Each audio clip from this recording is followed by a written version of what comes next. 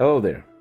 I am here with you today to let you know why, in my opinion, LeBron James is completely disqualified from the GOAT debate.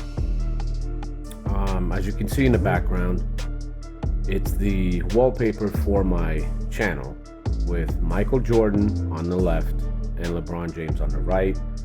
And they are the two main players featured because the biggest debate about the greatest of all time always happens between those two players.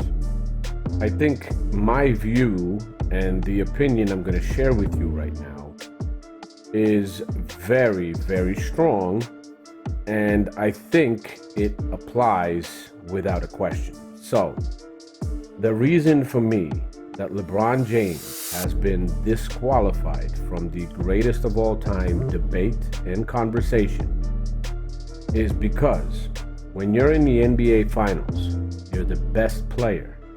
You're the player that your team depends on. And you are accused by your own teammate that you quit in the NBA Finals. You quit on the team. That in itself automatically disqualifies you from the GOAT conversation, period. I have no knowledge of any other player, whether it be Kareem Abdul-Jabbar, whether it be Michael Jordan, whether it be Kobe Bryant, any other player that you might want to include in the GOAT conversation.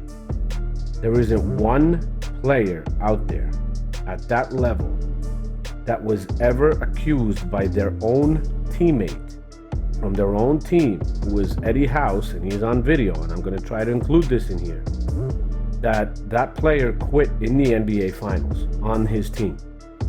Now, there are other NBA players like Steven Jackson, Grant Hill, I believe, that were watching the NBA Finals and actually accused LeBron James of the same exact thing. It is unimaginable for anyone, anywhere, for anyone to just even accuse Michael Jordan of quitting on his team in the finals, of accusing Kobe Bryant of quitting on his team in the finals, of accusing Shaq, of accusing Kareem, Magic, or anybody like that. It was unspeakable.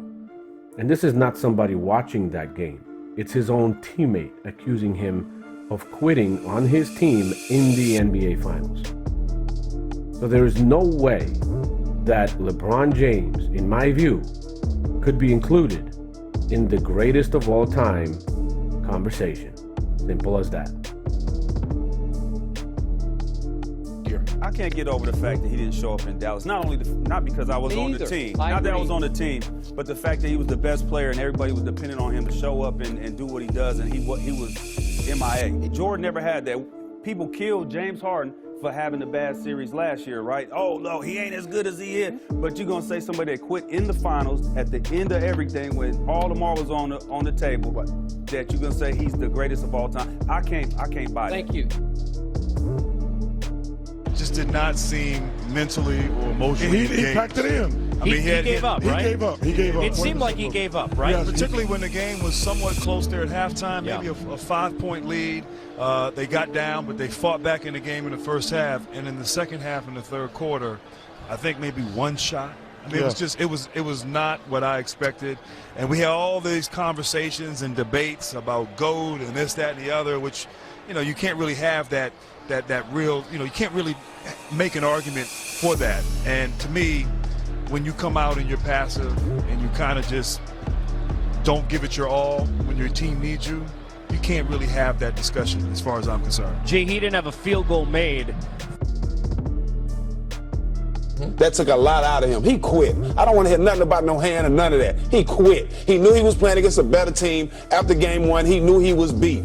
Point blank, bruh. It had nothing to do with his hand. If your hand, hey, okay, we was talking about Steph.